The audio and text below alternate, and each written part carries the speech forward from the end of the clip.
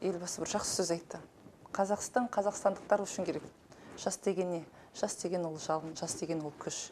Сондықтан да осы еріктілікті және де жасыл ел дейді. Елбасы осы жастар үшін екі бағытты бөліп көрсетті. Барлық компанияларға осы жастарды жазда жұмыспен қамтамасыз етіңіздер деп сұрады. Және де Қазақстан әдемі жасыл әлем болсын. Өзіңіз білесіз ғой, Астананың маңайында үлкен тоғай орман бар.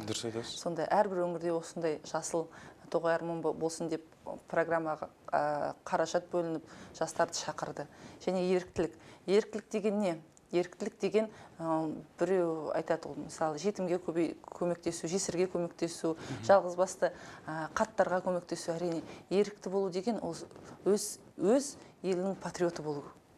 Дұрыс айтасыз. Өз еліне, өз жеріне, өз үйіне қызмет ету.